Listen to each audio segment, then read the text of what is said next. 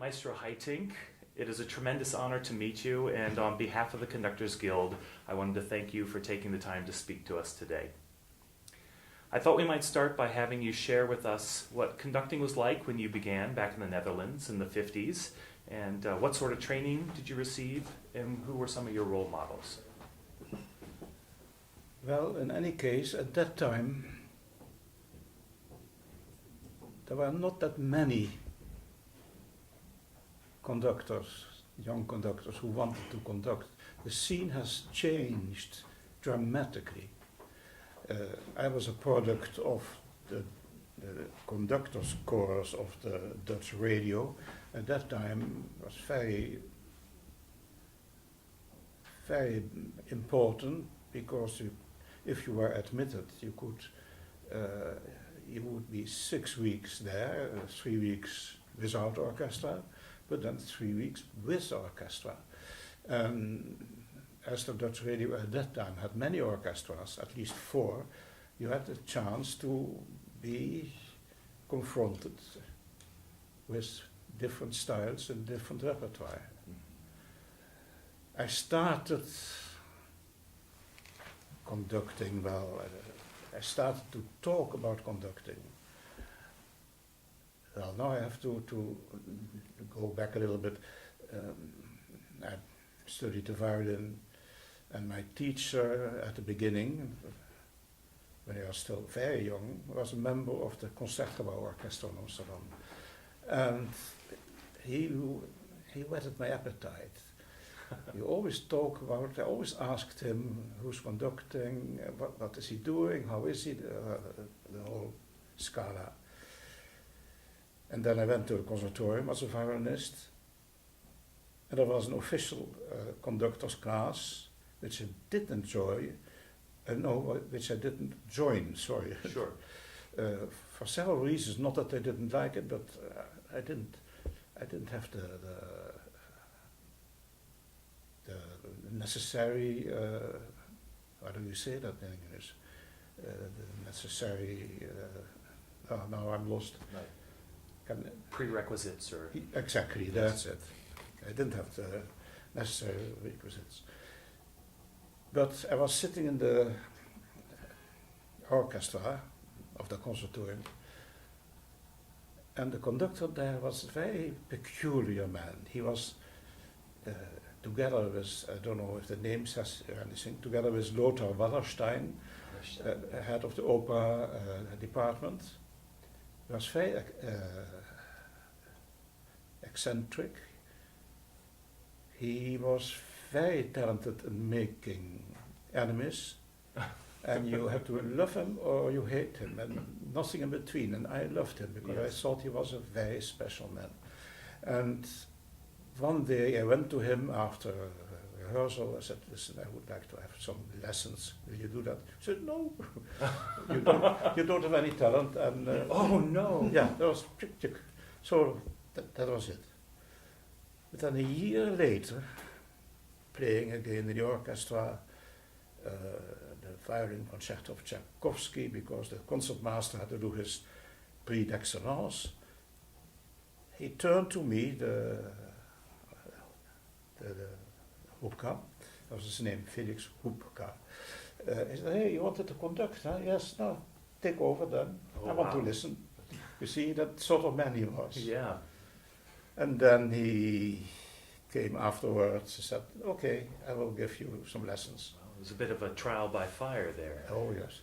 And I, very proud, asked him which scores should I bring. He said, "What scores? No scores at all. You have to learn to play a lyrical passage on your violin. It was not very nice towards my official teacher, so one more enemy. So it happened. Wow. And then I also, by trial and error, I was accepted for the Dutch radio course, because the director of the conservatory was an extremely nice man, extremely lovable, and he couldn't say no. So when I asked him, can I get access to that, he said, oh no, of course not, but I will do what I can. Wow, that's fabulous. And so it happened. And then my teacher became Ferdinand Leitner. He was a music director in Stuttgart. He was an extremely talented man and extremely interested in a career for a young conductor, if you could believe in it.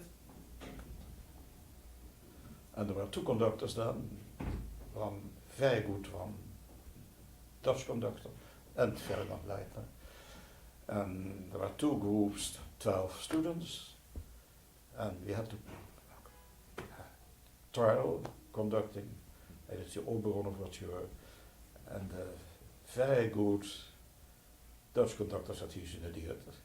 And Ferdinand Leitner said, yes, he's an idiot, but I want to try it out with him.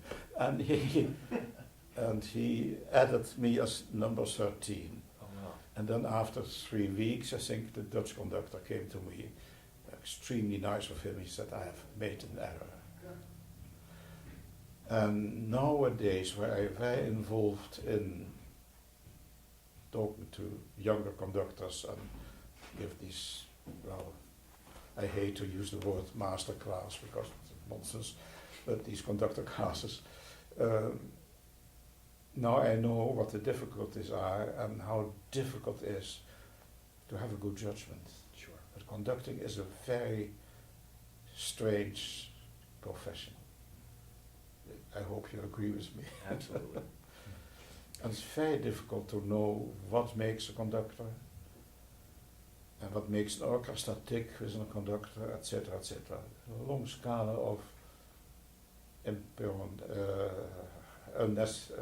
unknown things.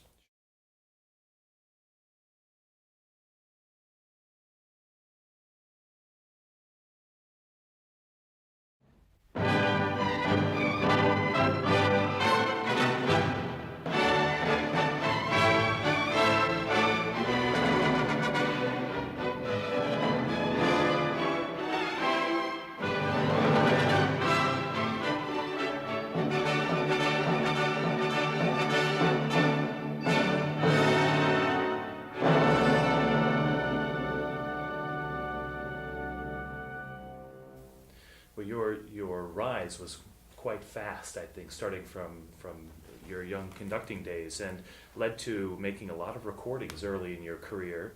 And you have since produced more than 230 albums for labels such as Columbia, Decca, EMI, and Philips Records. Many of these projects were undertaken while you served as chief conductor of the Royal Concertgebouw Orchestra and principal conductor of the London Philharmonic. Do you have any personal favorites from this output? Well, that is very difficult. First of all, it's a very long time ago for me.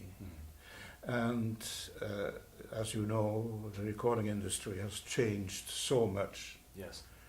And when I started with the Concertgebouw, and of course it was quite premature, let's face it, and I was the first one who felt that, and I'm still thinking that I started far too young, but well, that's how it went. And I stayed there for 28 years, so maybe it was not that bad. But I had a long time to be able to prove myself and to be able to come into real contact with the orchestra, which at that time was a very prima donna orchestra. Also, mentalities of orchestras have changed enormously for the better. Prima donna in what sense? Can you give us an example? Yeah, in what sense? Dat they are fantastic. But it's not the answer of your question. What do I remember from my recordings? Well, I shy a little bit away from my own recordings. And I always quote Carlo Maria Giulini, who said, I don't listen to my own recordings happily because I can't learn from it, which is not entirely true, but one can learn from one's less good things in any case. But maybe that's the reason. It is as if you look into a mirror all the time. Yes. And I think we don't like that so much. I would agree with that. How have your choices of repertoire evolved throughout your career? Well, of course, my time in Amsterdam has left an enormous imprint of me. 28 years. And the structure in Amsterdam is, there's not so much the title of music director, but just you are conductor of the Concertgebouw Orchestra. And there were 3 directors, and one was an artistic director. And you couldn't bypass him because he decided at the end what one should do. And he was an extremely human and an extremely erudite man. And of course he has now died also several years. But I'm still extremely grateful to him because he took me by the arm and showed me the marvels, the wonders of the French repertoire, for example. He was very broad-minded. He said, listen, I'm not so much a Stravinsky admirer as I should be, but I think we should do the sacred works of Stravinsky. And I did that, and God knows how I did it, but I did it, and Trainee and Requiem Canticles, and well, the whole series. So from the beginning I was trained to have a wide repertoire, for better, for worse. And it came up yesterday. I had a talk with Tony Falk about programs. And he said, well, you are quite easy. You give more opportunities to us, repertoire-wise. And I thought, well, that's because of this training. Yes. I did a lot of Dutch music. Maybe too much, but I did it. And at that time, that was also very important from a cultural point of view. Of course. The orchestra should be, as it is here, a center of the community, and they should do something for the community that I admire in American orchestras. Is there a specific composer that you feel drawn to, someone that keeps bringing you back and you repeat their works? You mean contemporary? No, not necessarily. Well, I have this label on me, Mahler and Bruckner.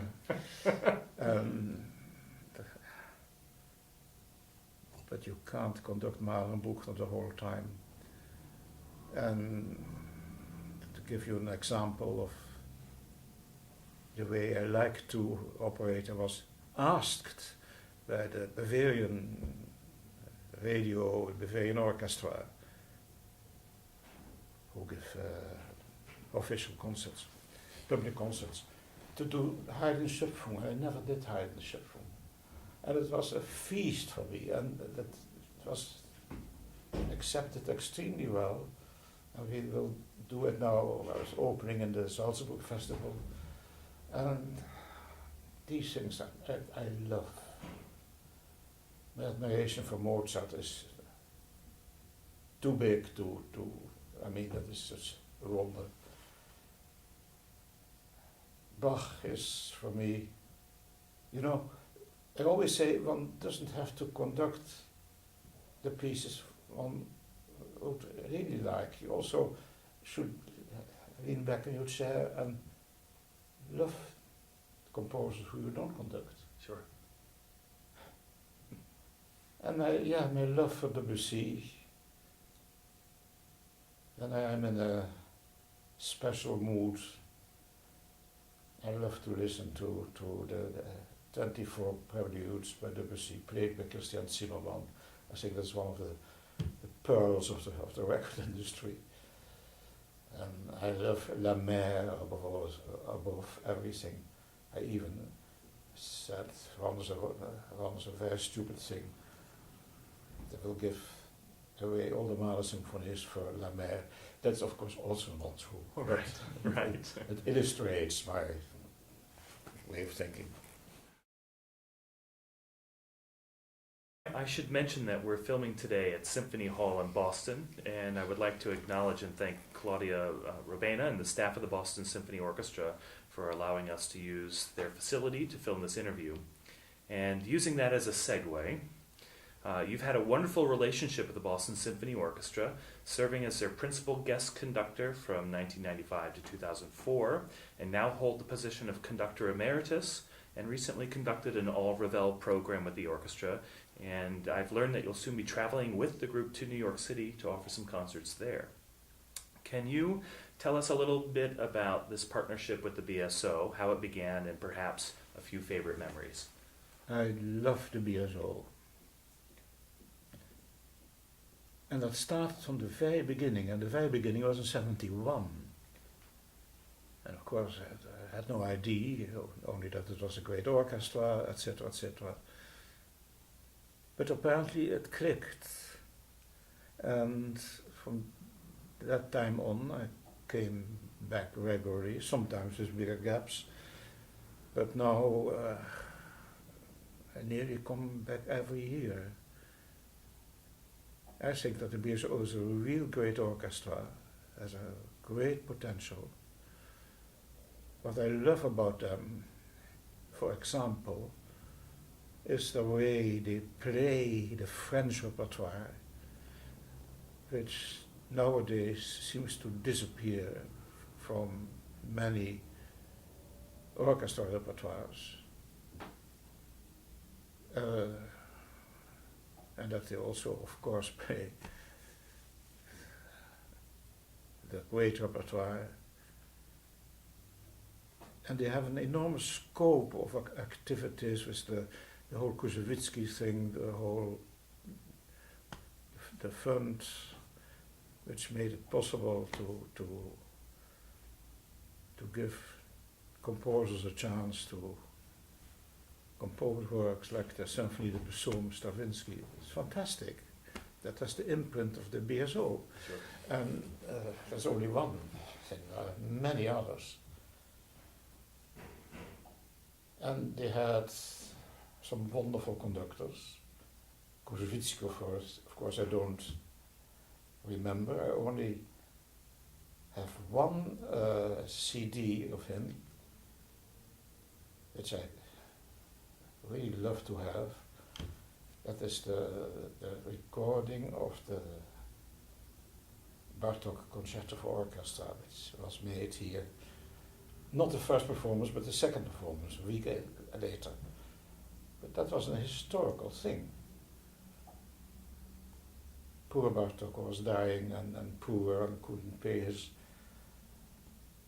medication, and then I got this fantastic offer of a check of $1,000 Koussevitzky, and at that time that was a fantastic thing.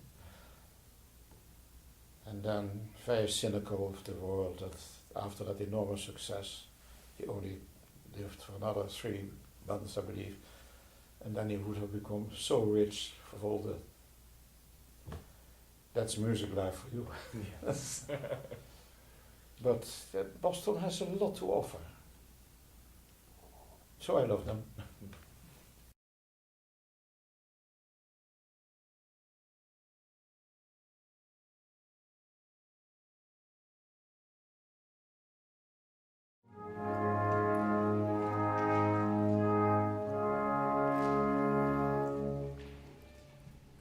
It went extremely well.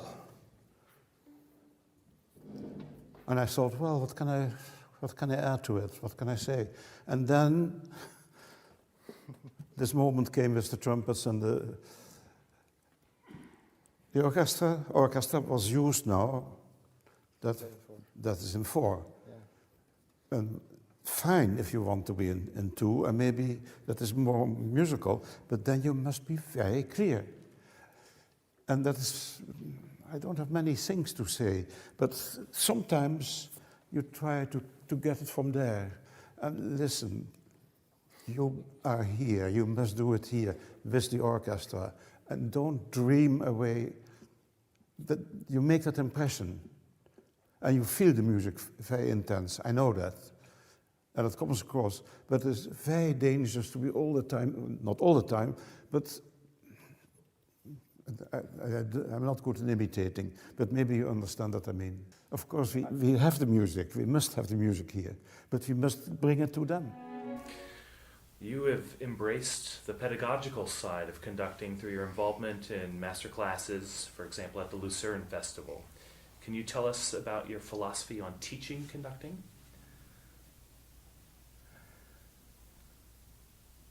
Well, I'm not a teacher, but I love to be confronted with young talent, and I think that's important. Of course, I have something to tell them, some experience. I can't deny that. But I have not lost the feeling that one doesn't know enough about conducting, and we will never be able, because it's such a fluid, such a strange thing, this whole contact with an orchestra, to make them motivated, which is very difficult and very important. And I started that very low key. I started it to do a week with the Luzern Hochschule, university. And I think I had at that time 20 choral conductors, young kids. But apparently it went on and on and on, and yes, it is now an important part of the Luzern Festival, and it frightens me. I told you that at the beginning, when I, in Holland with the radio course, that there were not that many, there were 26 chosen, and maybe there were 40 or 50. But now, you get so many applicants, and this year 290, I believe, or 60. And that is, of course, a nice sign, yes, but also, how do you choose the right people? Because it is very difficult to really, especially when you have to make, first of all, you have to look at videos, which I only do later on. So I have two extremely good people who choose them, try to choose them. And as we all, they make mistakes, me too. I see the last 50. And then the final thing is that you have to choose from 30. And then we can only have 7 people. So what we do, is my wife and I, my wife is very involved in this, that after the final decision, which is in the afternoon, we take them all to our home for dinner. I tell you, that is a nerve-wracking thing. For the first half hour, thank God there is wine in the world. And after a few glasses, they get a bit nicer to each other, because I find it important to involve them, also the ones who are not chosen. And I try to get them in as observers, because you can, if you can learn something, you will learn as much from being an observer than as doing it yourself. It's very tricky, the whole business. And I'm always dead tired after these 4 days, but it gives me enormous pleasure. Yeah. Any final advice or insights that you would like to share with both young and seasoned conductors? Oh God, I don't know.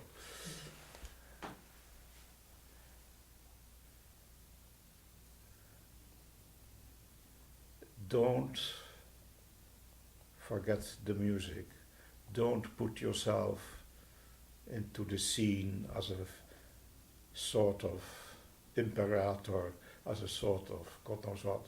Have respect for musicians. Listen to the musicians because they have something to offer. Don't tell them immediately after 1 minute of a rehearsal. Don't tell them you have fantastic insight in this masterwork. Give it the time to get together. Something like that.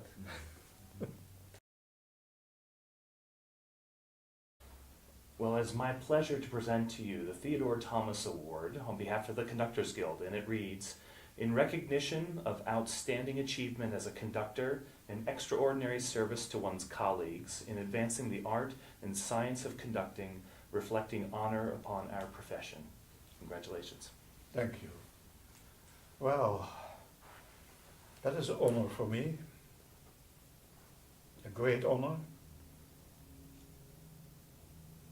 I don't know yet exactly how many conductors you have in your guild, but I think 1100. That's correct.